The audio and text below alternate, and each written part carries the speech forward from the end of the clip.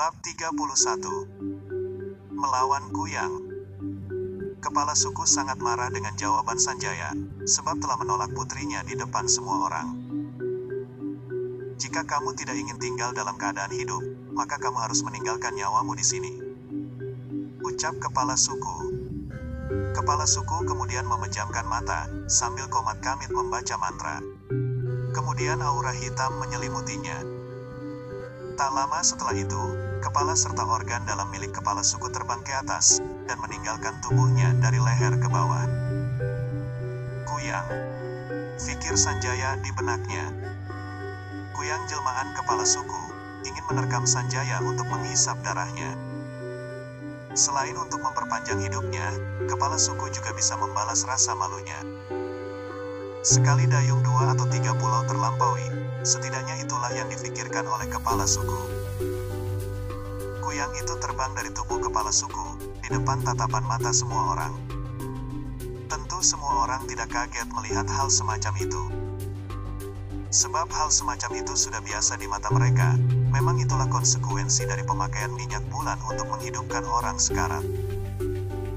Orang yang sedang sekarat dan dihidupkan dengan minyak bulan, memang akan menjadi kuyang. Yakni sebagai cara untuk memangsa manusia lain, agar memperpanjang masa hidupnya. Wush! Kuyang kepala suku terbang lurus ke arah Sanjaya. Kecepatan terbang kuyang lumayan cepat. Jika orang biasa yang diserang olehnya, akan sangat sulit untuk menghindar. Sanjaya tentu saja tidak menghindar. Dia segera mengedarkan tenaga dalam, lalu menyerang kuyang kepala suku. Bang! Kuyang kepala suku terlempar dan menabrak sebuah rumah. Rumah yang terbuat dari rumput liar segera ambruk, dan terlihat di pandangan Sanjaya ada sosok wanita bule yang diikat dalam keadaan tidak sadarkan diri. Melihat bule yang terikat, Sanjaya berpikir, bagaimana caranya bule bisa jatuh ke tangan orang suku dalam.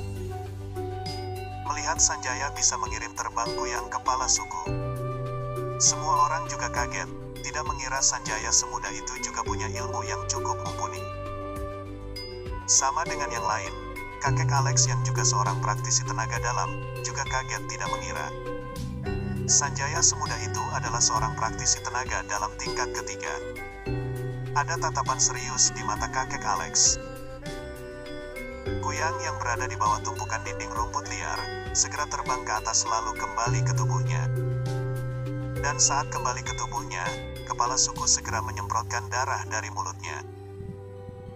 Jika kepala suku tahu bahwa Sanjaya juga memiliki kemampuan, tentu dia tidak akan gegabah mengeluarkan wujud kuyangnya, dan akan bertempur dengan Sanjaya dengan cara yang lain terlebih dahulu.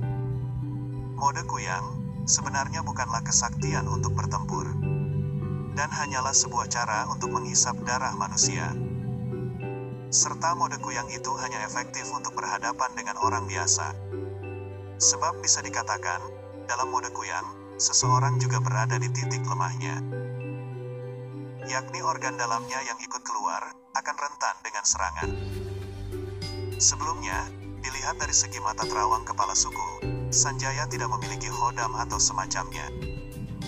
Dan dari segi tenaga dalam, kakek Alex juga tidak merasakan apapun.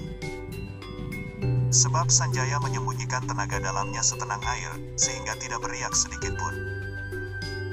Sehingga mereka mengira, Sanjaya adalah orang biasa yang tidak memiliki kemampuan apapun. Dan hanya menganggap Sanjaya adalah orang yang punya keberuntungan tinggi, sehingga bisa menaklukkan keris pusaka suku. Uwe.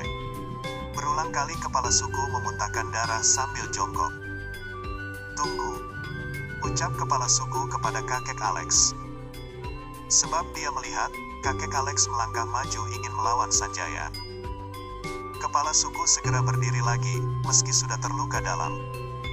Dia tidak mau terlihat kalah oleh anak kemarin sore di depan semua rakyatnya. Keluar, kata kepala suku.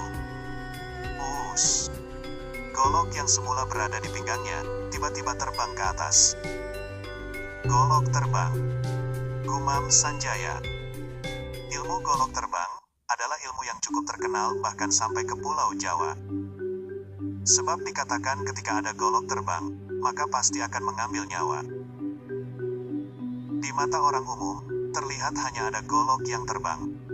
Namun di mata batin Sanjaya, ada sosok burung gagak yang keluar dari tubuh kepala suku, dan kakinya mencengkram golok tersebut. Burung gagak segera terbang, dan meliuk-liuk di atas kepala suku. Sepertinya sedang melakukan sebuah tarian sebelum pertempuran. Golok itu juga ikut berputar-putar dengan indah, seakan ingin mengintimidasi lawan. Agar keberanian lawan menciut, sehingga mudah untuk dipenggal. Setelah melakukan tarian beberapa saat, burung gagak segera mengayunkan golok yang ada di cengkramannya ke arah leher Sanjaya. Wush! Sanjaya mengaktifkan saipi angin untuk menghindar. Sebab kecepatan burung gagak jauh lebih cepat daripada kecepatan kuyang kepala suku. Golok hanya mengenai kehampaan, sebab Sanjaya sekarang sudah menghindar dan berdiri di salah satu rumah warga. Tiba-tiba ada suara yang masuk ke batin Sanjaya untuk memanggil keris Garuda Bayangkara. Keris Garuda Bayangkara, kemarilah, ucap Sanjaya. Wush! Keris Garuda Bayangkara yang sebelumnya menancap ke tanah, tiba-tiba terbang ke arah Sanjaya menuju genggamannya. Melihat Sanjaya bisa meloncat ke atas rumah, serta bisa memanggil keris dari kejauhan, semua orang semakin heran dengan kemampuan Sanjaya. Terlebih lagi untuk Alex, dia benar-benar ternganga, rahangnya terbuka lebar tidak bisa berkata apa-apa. Dia tidak mengira, pemuda kota yang terlihat lemah, yang ia bawa, telah membawa malapetaka ke dalam sukunya. Kemudian Sanjaya mendengar suara lagi. Nak, aliri keris dengan tenaga dalam milikmu, kata suara itu. Sanjaya segera mencabut keris dari sarungnya, lalu mengalirkan tenaga dalamnya ke dalam keris Garuda Bayangkara. Wang! Keris yang semula seperti besi biasa, sekarang menyala berwarna putih, seperti kilat dari langit. Di saat itu pula, burung gagak dengan golok di cengkeramannya, terbang sekali lagi untuk menembas Sanjaya. Bang!